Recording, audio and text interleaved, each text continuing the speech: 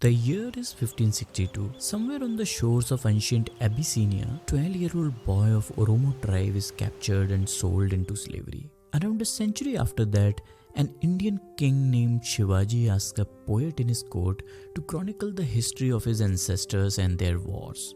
At one point, the Sanskrit poem goes into details of one of the pivotal wars during the times of Shahi, Shivaji's father, and mentions, just as the gods gathered around Lord Kartikeya in the battle with demon Tarkasur, similarly Shahi and others gathered around King Malik Ambar. In this description of a battle between the Mughal and Deccani forces, a man called Malik Ambar is being compared to Lord Kartikeya from Hindu mythology, son of Lord Shiva himself. So who is this Malik Ambar?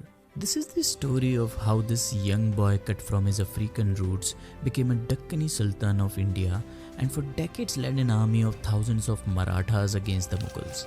Much like another son of the Deccani soil who decades later would go on to repeat similar feats and then some more. Chaapu. That was the name his parents gave him. Bought for 20 gold coins in 1560, the 12-year-old boy is first taken to a southern port of Arabia.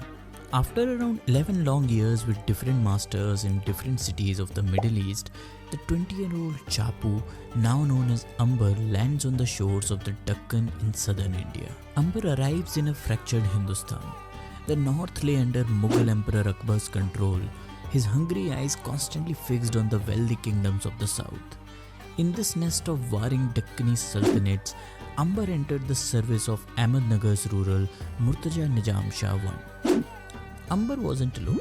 1,000 Habshis, African warriors from Abyssinia, already served in the Sultan's army. Unlike the slavery we know from later history, these men weren't domestic servants. They were warriors, chosen precisely because they had no local ties. Their loyalty was pure and undiluted by family feuds or political ambitions. By the year 1600, the Mughals had gobbled up the Nizam Shahi Empire, but this old hand of Nizam Shah was still alive. Malik Ambar installed a distant descendant of Nizam Shahi dynasty named Ali as a puppet and started ruling the kingdom as its de facto ruler. An interesting tale from the time involves Ambar's daughter herself, whom he got married to the puppet ruler and his Persian wife. This Persian wife chastised the black wife, Ambar's daughter, telling her that she was just a kafir, a slave concubine of the Nizam Shah. When his daughter complained, Ambar found his excuse. Both the king and his Persian wife mysteriously died of poison, and Ambar simply installed another young boy from the family as his puppet, continuing to rule in his name. Ambar remained a thorn in the flesh for the Mughals till he was alive. Ever so devious, he would lose one battle but would come back stronger to gather whatever territory he lost. By this time, Jahangir had descended on the Mughal throne, succeeding Akbar.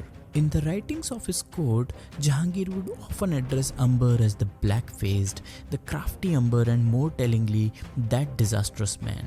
So obsessed was Jahangir with Ambar that he commissioned a painting, a fantasy of victory over Ambar that he would never achieve in reality. In the painting, the emperor appears bathed in light and justice, while Ambar's head is surrounded by owls, symbols of darkness and usurpation.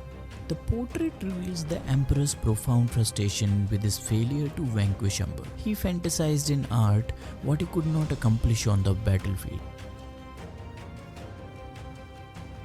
Ambar's genius lay in his guerrilla warfare tactics that came to be known as bargidi. He was an absolute master at it.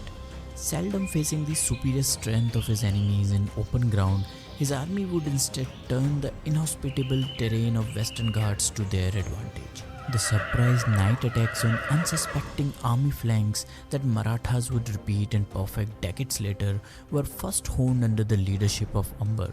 The Maratha character of his army can be gauged from the fact that when Ambar established his capital in Khirki in 1610, he named the suburbs in the new city after Maratha nobles of his army.